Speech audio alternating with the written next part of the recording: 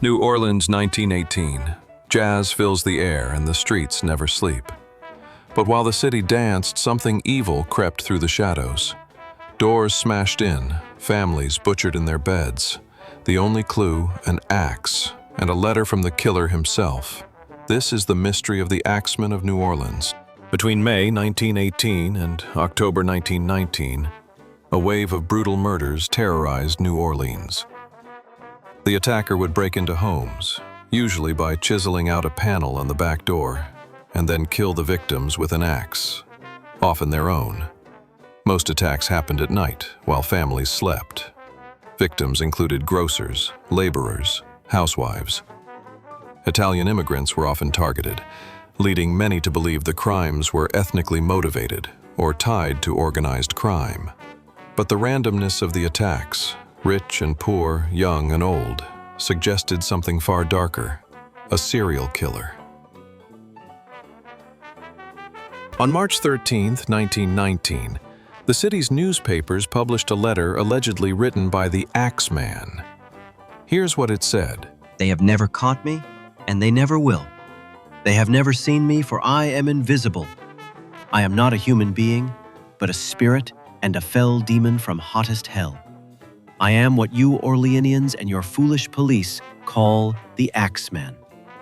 Undoubtedly, you Orleanians think of me as a most horrible murderer, which I am, but I could be much worse if I wanted to. In my infinite mercy, I am going to make a little proposition to the people. Here it is. I am very fond of jazz music, and I swear, by all the devils in the nether regions, that every person shall be spared in whose house a jazz band is in full swing at the time I have just mentioned. If everyone has a jazz band going, well then, so much the better for the people. One thing is certain, and that is, some of those persons who do not jazz it on Tuesday night, if there be any, will get the axe. That night, the entire city turned into one big jazz party. Clubs were full, homes blasted phonographs. No murders occurred that night. Then the killings resumed. Despite widespread panic and dozens of leads, the Axeman was never identified. Some believed it was a single madman with a taste for chaos, a mafia enforcer targeting Italian grocers, or even multiple killers hiding behind a myth. One man named Joseph Mumfree was suspected after a survivor identified him. He was later shot and killed by the widow of one of the victims, but the killings had already stopped by then. No proof ever tied him to the crimes. The Axeman faded into legend, his identity never revealed. Was the Axeman ever real?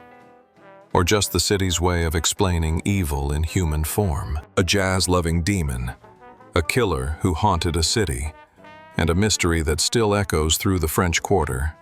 This was Bayou Secrets, Episode 2, The Axeman of New Orleans.